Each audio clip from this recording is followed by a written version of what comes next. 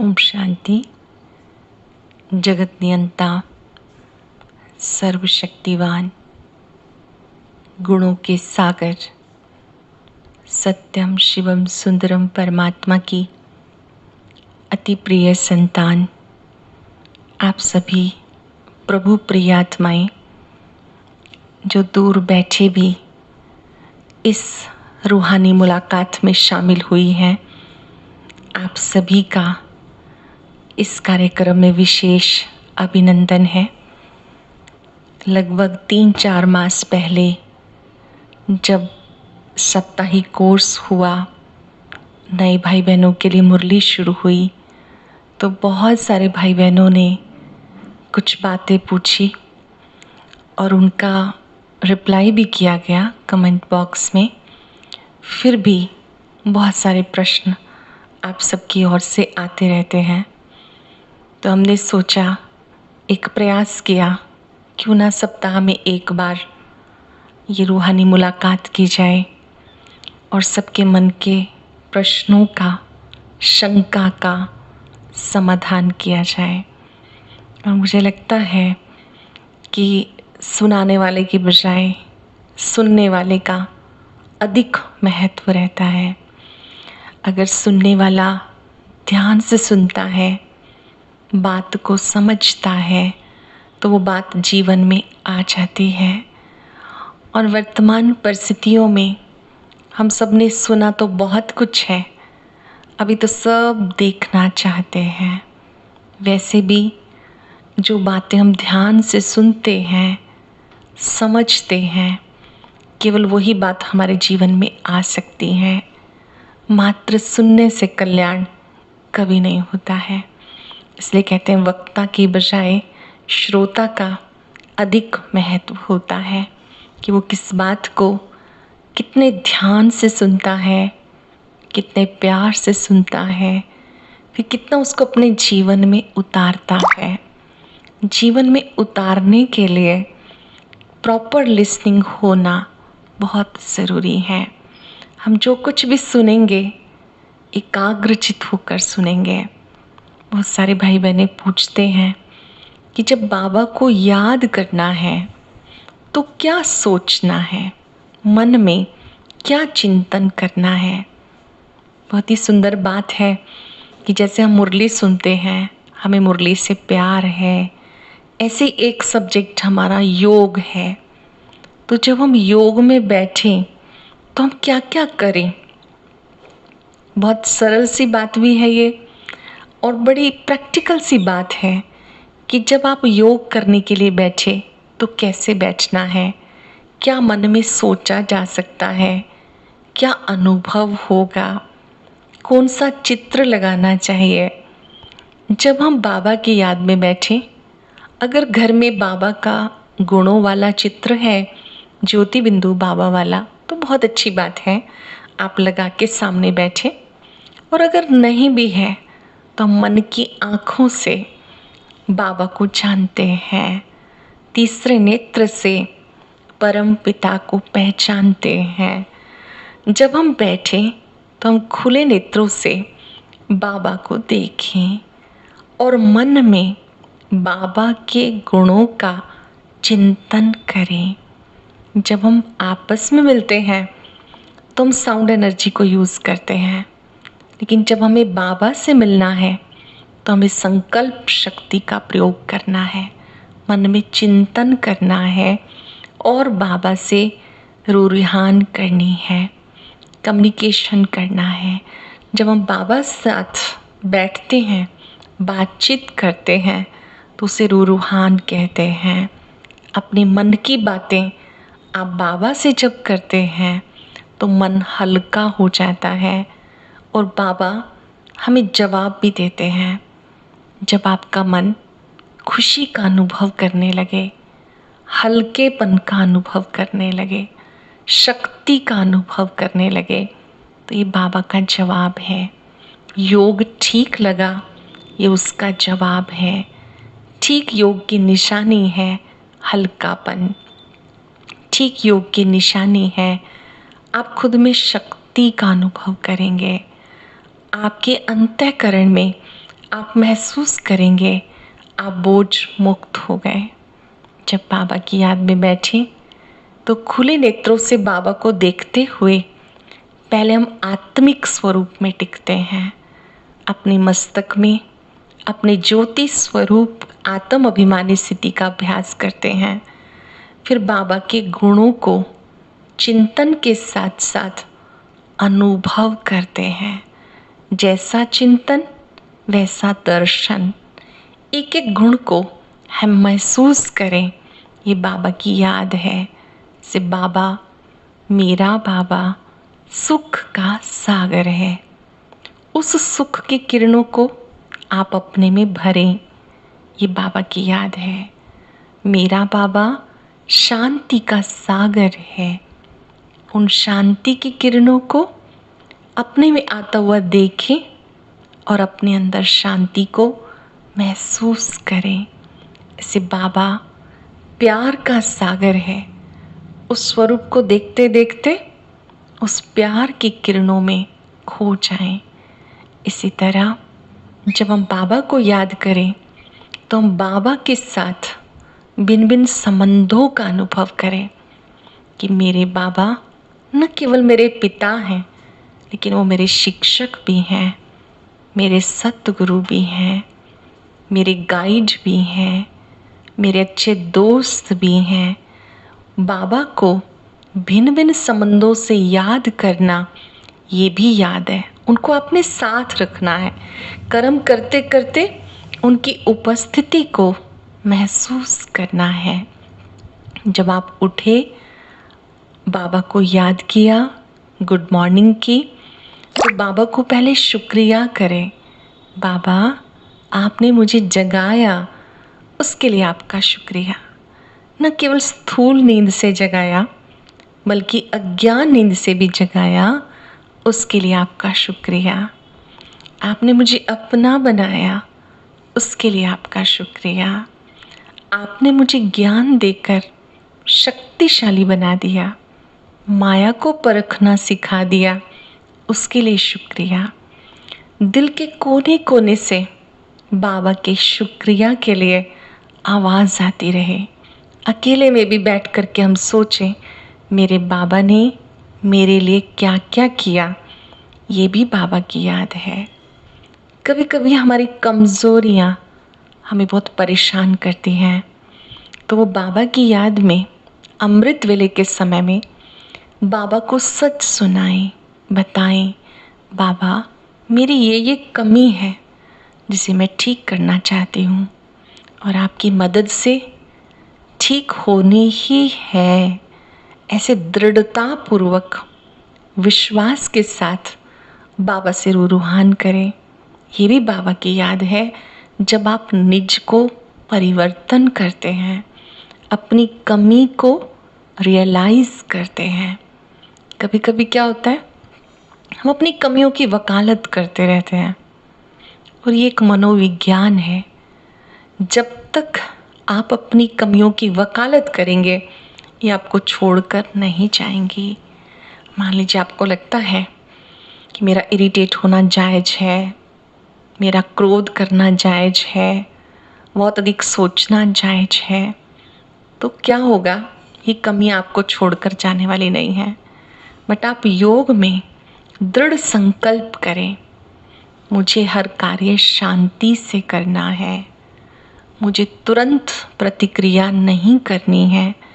तो ये जो दृढ़ संकल्प आपने किया, ये भी योग है।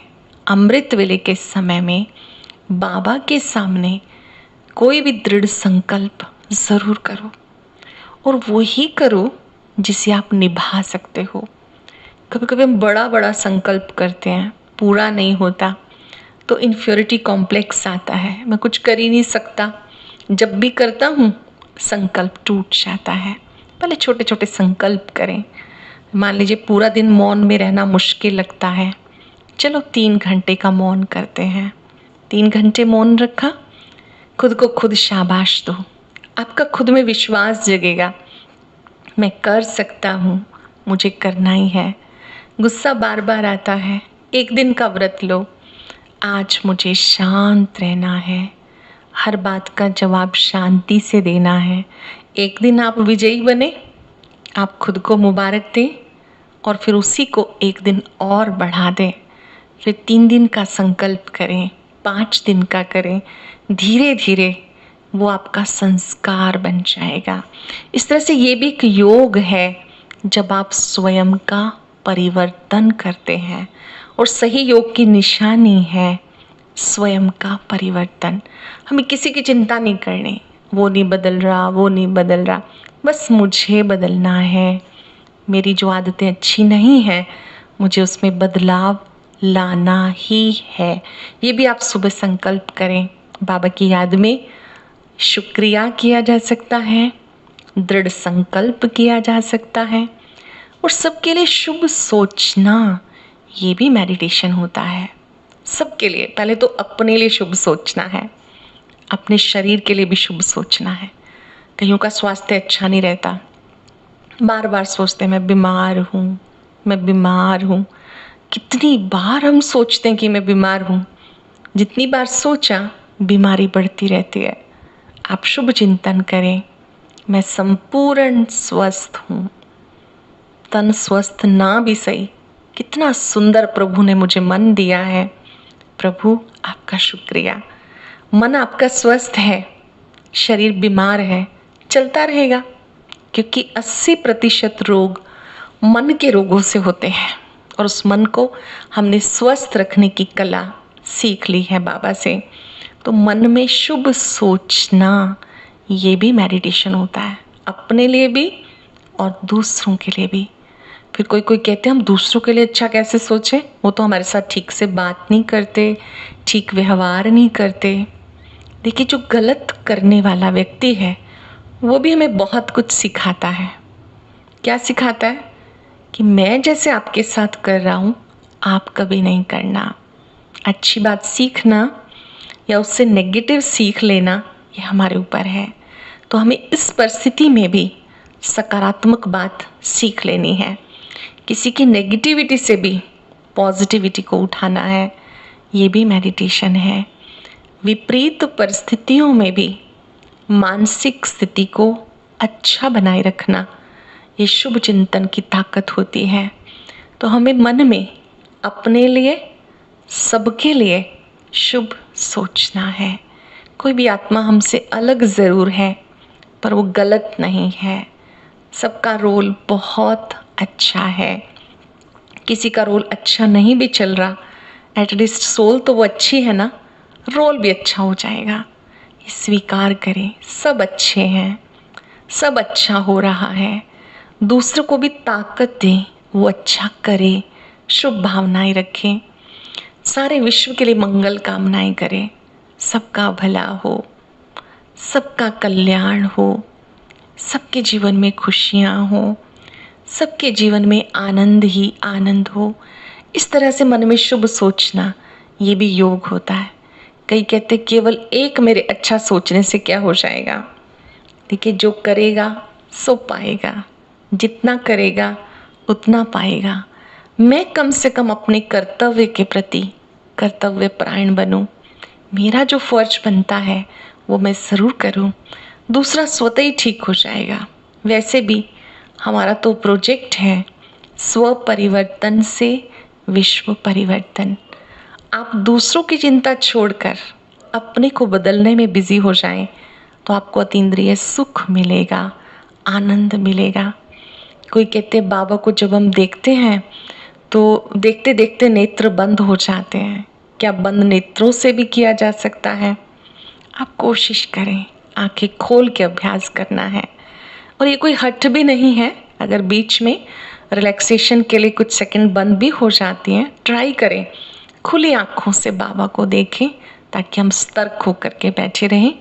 वैसे भी योगी जहाँ भी होते हैं, उनके नेत्र योग की अवस्था में दिखाए जाते हैं, योग युक्त अवस्था में दिखाए जाते हैं। ना पूरे खुले होते हैं, ना पूरे बंद होते हैं। तो ऐसे योग युक्त स्थिति में हम बाबा को देखें, मन की आंख से भी देखें, और स्थूल में भी जो हमने बाबा का चित्र लगाया है वहाँ देखते हुए मन एकाग्र करें। कोशिश करें कि जितनी देर हम बैठें तपस्वी मूर्त होकर बैठें। केवल घंटे गिनती ना करें कि मैंने इतनी देर मेडिटेशन किया, मन कितनी देर एकाग्र हुआ।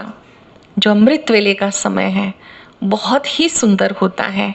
अगर उस समय कोई रोज बाबा को याद करे तो संस्कार परिवर्तन हो जाते हैं, व्यवहार परिवर्तन हो जाता है, कर्म में कुशलता आ जाती है, दिन भर के सब कार्य बड़े सुचारू रूप से चलते हैं। तो प्रयास करें अपने अमृत वेला को बहुत अच्छा बनाएं और बाबा की याद में बाबा के गुणों का चिंतन करें, बाबा के स्वरूप पर एकाग्र हो जाएं, सबके लिए शुभ भावना रखें, मन में दृढ़ संकल्प करें, दातापन का भाव रखें। ये सब कार्य हम योग में कर सकते हैं। 5 स्वरूपों का अभ्यास भी कर सकते हैं। जैसे अपने बिंदु स्वरूप को याद करें। पहले जब हम परम धाम में थे, बहुत सुंदर चमकीले रूप में, पवित्र शुद्ध स्वरूप में। फिर उसके बाद हम अपने देव स्वरूप में आए, डबल ताजधारी, सदा चीयरफुल। उसके बाद हम अपने पूज्य स्वरूप में आए जब हमने भक्तों की आशाएं पूर्ण की। फिर ब्राह्मण स्वरूप में आए जबकि हम ब्रह्मा बाबा और मम्मा के साथ कल्प वृक्ष की जड़ों में बैठकर तप कर रहे हैं। फिर धीरे धीरे ब्राह्मण से फरिश्ता रूप में आ जाएं, प्रकाशमयी काया में आ जाएं, सब बोझ बाबा को देकर हल्के हो जाएं। इस प्रकार अभी बाबा की याद को बहुत ही रोचक, बहुत ही सुंदर, आनंददायी बनाना है। किसी ने प्रश्न पूछा है कि अमृत वेला हम नहीं उठ पाते हैं, क्या केवल संडे को ही कर सकते हैं क्या अमृत वेला जब लाइव चलता है? आप संडे को कर रहे हैं उसके लिए तो बहुत बहुत आपको मुबारक हो, बहुत बहुत शुभकामनाएं कि आप प्रति रविवार कर ही रहे हैं।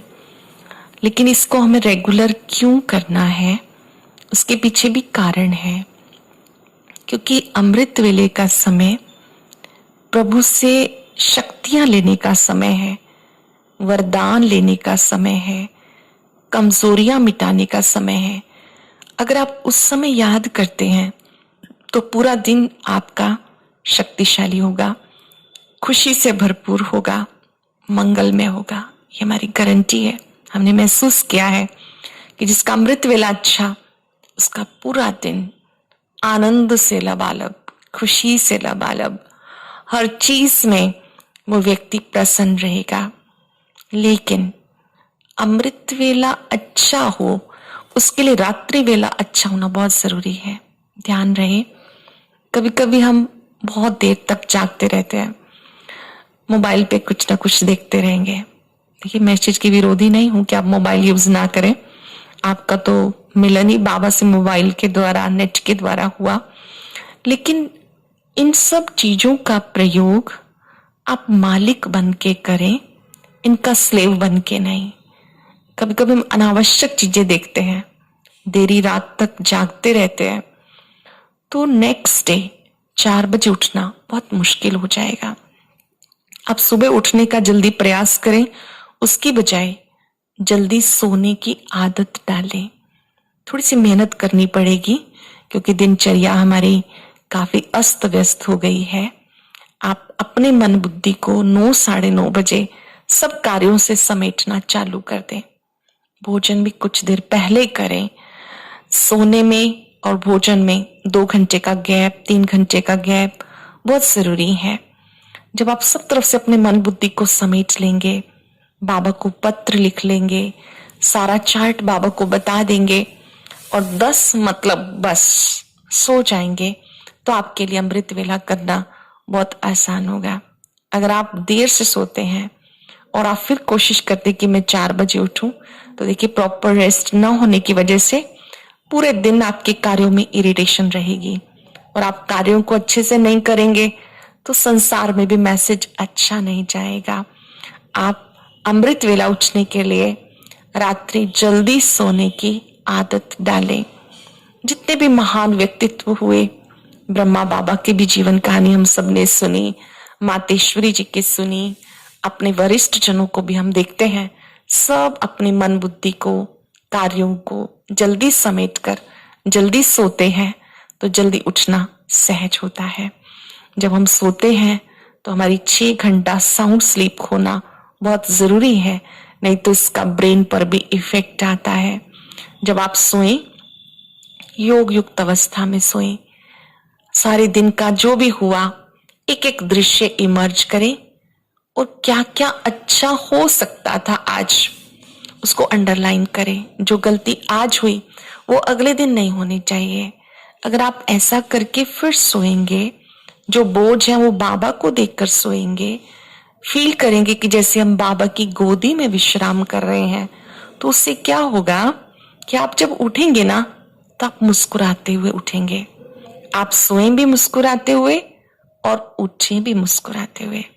बुरा मत मानिएगा, आजकल तो हम स्ट्रेस में सोते हैं and next day start with stress, क्योंकि आज जो हमारा लास्ट थॉट है वो अगले दिन का पहला विचार होता है। इसलिए सोने से पहले कितना भी वक्त लग जाए, बाबा की याद में बैठो, बाबा से शक्ति लो और दिन भर के दृश्यों को जो अच्छे नहीं थे उन्हें डिलीट करो, जो अच्छे थे और उसमें अच्छा हुआ उसका थैंक्स बाबा को देकर हल्के होकर सोना है। कुछ विपरीत हो गया, उससे मैंने क्या सीखा, वो लेसन सीख कर फिर सोना है, तब आपका अमृत वेला अच्छा होगा। अच्छा, किसी भी कारण से आप अगर नहीं उठ पाए, आपकी नींद 5 बजे खुली, 5:30 बजे खुली, तो भी सबसे पहले आप पावरफुल याद में बैठो 15-20 मिनट, तो आपकी दिनचर्या बहुत अच्छी हो जाएगी। उठते ही हम पहले क्या विचार क्रिएट करते हैं, हो अमृत वेला मिस हो गया, बाबा चला गया, दिन भर में फिर दुखी रहते हैं, बार बार उसी बात को सोचते रहते हैं। अगर आज गलती हो गई तो हम इसको ठीक करना है।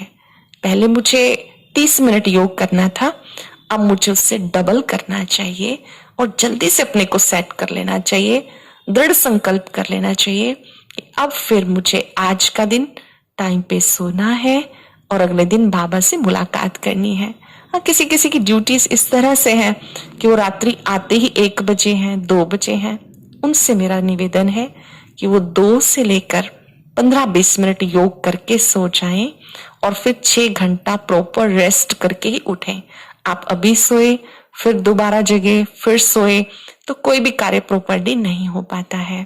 आप ठीक समय पर सोएं, ठीक समय पर उठें तो आपकी दिनचर्या अच्छी रहेगी। पर अगर किसी की ड्यूटीज का ऐसा हिसाब है तो 2 से लेकर 2:30 बजे तक कर लें, 2:30 से 3 बजे तक कर लें, उसके बाद प्रॉपर शरीर को रेस्ट दें। अगर आप प्रॉपर रेस्ट नहीं करेंगे तो दिन भर में इरिटेशन रहेगी, आप किसी के साथ भी संपर्क में आएंगे, आप प्यार से बात नहीं करेंगे, कोई आपके साथ मिलके काम नहीं करना चाहेगा, फिर आपको लगेगा कि पूरा रूटीन ही मेरा खराब हो गया। तो ऐसा हमें नहीं करना है, हमें अपनी दिनचर्या को बहुत अच्छा बनाना है। तो प्रतिदिन हम अमृत वेला करें, ये संगम युग पर ही हमें चांस मिलता है। जन्म जन्मांतर तो हम आत्माओं के साथ रहे, अभी परमात्मा से मिलने का ये अवसर है, आत्मा के रसपान करने का ये अवसर है। अमृत का रसपान अमृत वेले ही होता है। जैसे सुबह 4 से 4:45 का टाइम होता है, ऐसे ही शाम को नुमा शाम का बहुत सुंदर टाइम होता है। 7 से 7:30 तो जरूर करें। बाबा ने अव्यक्त महावाक्यों में भी इस समय की बहुत महिमा की है, क्योंकि उस समय देवी देवताएं भी सृष्टि पर चक्र लगाते हैं, फरिश्ते भी चक्र लगाते हैं सबको शक्ति देने के लिए। तो इन दोनों समय का हमें पूरा लाभ लेना है। और दिन में भी बीच बीच में हम 10-10 मिनट के लिए बाबा की याद में बैठे, 1 घंटे में 1 मिनट अभ्यास करें। तो दिनचर्या जब अच्छी होती है तो अमृत वेला अच्छा होता है। और एक और चीज, कई लोग पूछते हैं जी हम बैठते तो हैं पर नींद आती है। कुछ लोग तो उठते ही नहीं, उनका तो काम ही खत्म कि वो सोए पड़े हैं। और कुछ लोग उठते हैं तो वो दूसरों को ही देखते रहते हैं, अरे वो भी सोया हुआ है, वो भी सोया हुआ है, वो दूसरों का ही चिंतन कर रहे हैं। बहुत कम लोग हैं जो बैठकर प्रभु मिलन का सुख लेते हैं। अगर हम उठे हैं तो हमें निद्राजीत होकर बैठना है। क्यों नींद आती है? ऐसे तो बहुत सारे कारण हैं, अगर आप देरी से सोए हैं तो भी नींद आएगी, लेकिन कुछ लोग प्रॉपर रेस्ट करने के बाद भी उन्हें नींद आती है। उसका कारण क्या है कि हमारी दिनचर्या में हमसे कुछ ऐसी चीजें हो जाती हैं जिससे दूसरे लोग दुखी होते रहते हैं, परेशान होते रहते हैं, तो वो बद्दुआएं हमें बाबा से शक्ति नहीं लेने देती, या कुछ पाप कर्म है जो हमें उस समय सुला देते हैं। वैसे नींद नहीं आएगी पर योग में आ जाएगी। नींद के समय पे नींद करें, योग के समय पे योग करें। आप इस बात का बुरा नहीं मानेंगे, बाबा की याद में हमें सोना नहीं, खोना है, उसकी यादों में खो जाना है, उसके प्यार में खो जाना है, उसके आनंद में खो जाना है।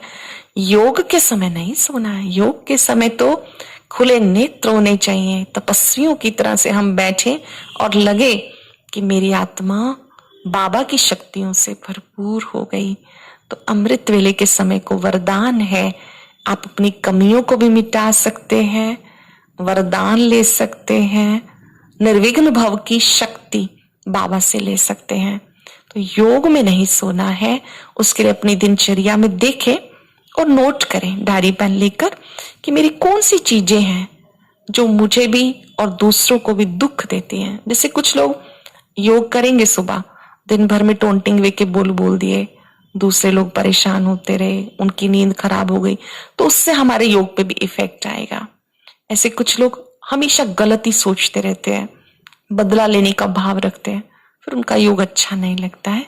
अच्छे योग के लिए हमें बाबा जैसा मास्टर प्यार सागर, खुशी का सागर, आनंद का सागर जरूर बनना है और दूसरों को जल्दी माफ कर देना है। ऐसे बातें चित्त पे होंगी तो बाबा नहीं रह सकता है। इसलिए हम बहुत ध्यान देंगे कि हमारी दिनचर्या में ऐसी जो भी चीजें हैं उन्हें हम ठीक कर लें। ऐसे कुछ लोग बैठते हैं पर चिंतन करते रहते हैं, या वहां बैठे बैठे भी मोबाइल पर केवल सॉन्ग सुनते रहेंगे। नहीं, आप अपना चिंतन करें। चिंतन करते करते कहीं आपका मन इधर उधर जा रहा है तो कोई अच्छा सॉन्ग सुने, अन्यथा मन से ही आपके अच्छे सॉन्ग निकलने चाहिए। जैसे मेरा तो एक बाबा, दूसरा न कोई, बाबा को पाया सब कुछ पाया, ये अनहद नाद आपके मन में चलने चाहिए। इस तरह से आप अपनी दिनचर्या को बहुत सुंदर बनाएं, वक्त पर सोएं, वक्त पर उठें और उठते ही जो आपने विचार किया उसका बहुत महत्व है, क्योंकि उस समय आपका सबकॉन्शियस माइंड वर्क कर रहा होता है।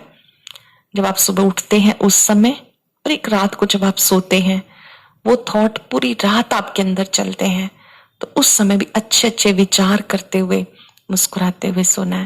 मुझे पूरी उम्मीद है कि आप इन सब बातों को अपने जीवन में यूज करेंगे, सदा प्रसन्न रहेंगे। बाबा मेरे साथ है, इस खुशी में झूमते हुए आनंदित रहेंगे। आओ शुक्रिया दिवस पर सबसे पहले हम अपने हृदय की गहराइयों से, अंतःकरण से विश्व नियंता का तहे दिल से शुक्रिया करें, जो हमें परम धाम से हर रोज पढ़ाने के लिए आते हैं। एकाग्र हो जाएंगे, अपने मन बुद्धि को सर्वशक्तिवान पर एकाग्र करें। महसूस करें उनकी पवित्र किरणें मुझ में समा रही हैं। बहुत प्यार से सर्वशक्तिवान को देखें, तीसरे नेत्र से दिल से बाबा को निहारते हुए प्यार से कहें, मीठे बाबा आपका बहुत बहुत शुक्रिया। आपने हमें अपना बनाया, सत्य ज्ञान दिया, स्वयं का परिवर्तन करना सिखाया। आपका बारंबार शुक्रिया।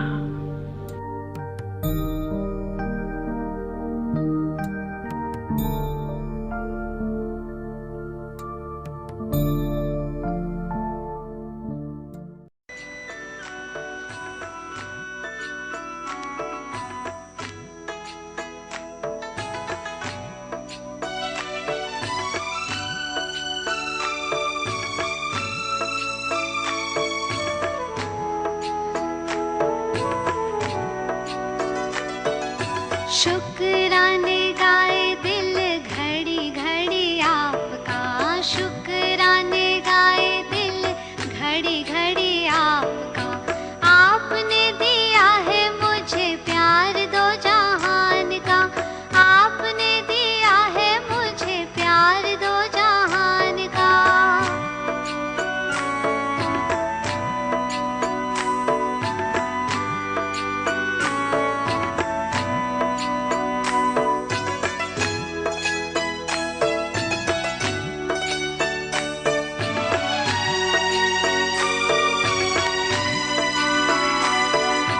अखियों में तेरे मेरे प्यार के साए हैं, अश्कों के मोती तेरी याद में बहाए हैं। गुण क्यों न गाऊं मैं ऐसे मेहरबान का, गुण क्यों न गाऊं मैं ऐसे मेहरबान का। आपने दिया है मुझे प्यार दो जहान का, आपने दिया है मुझे प्यार दो जहान का।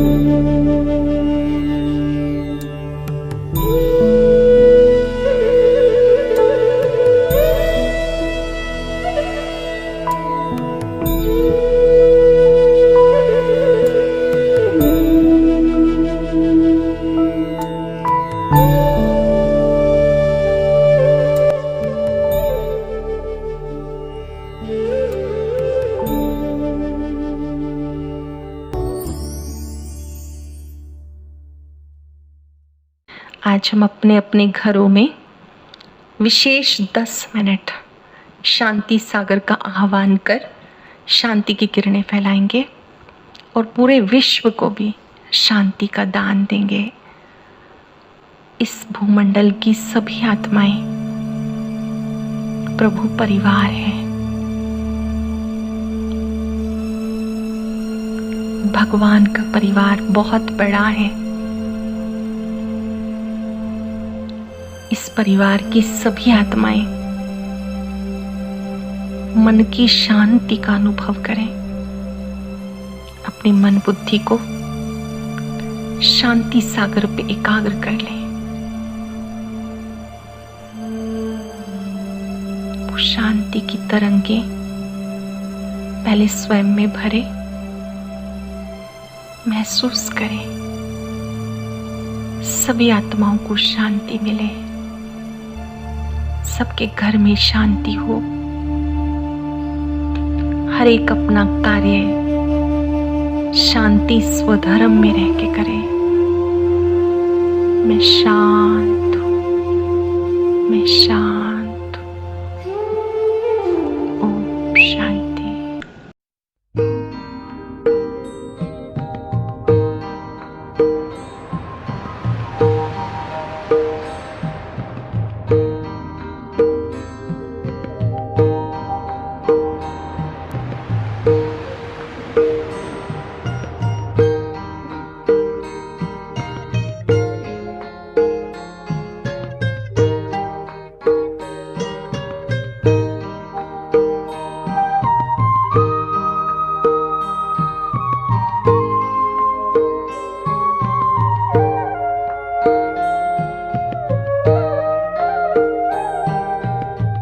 शांति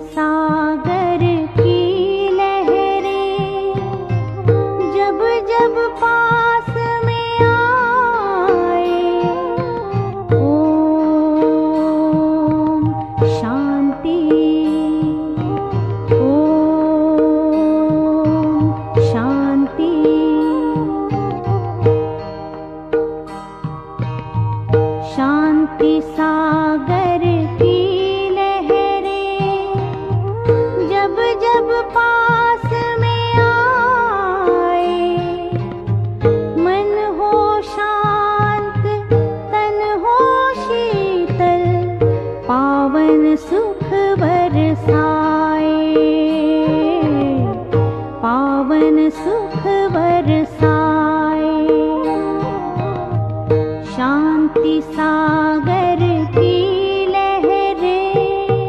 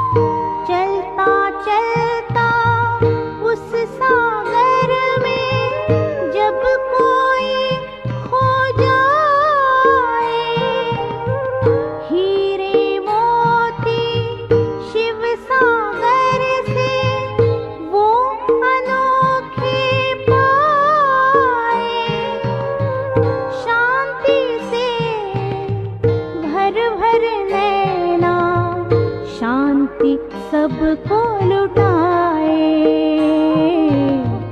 शांति सबको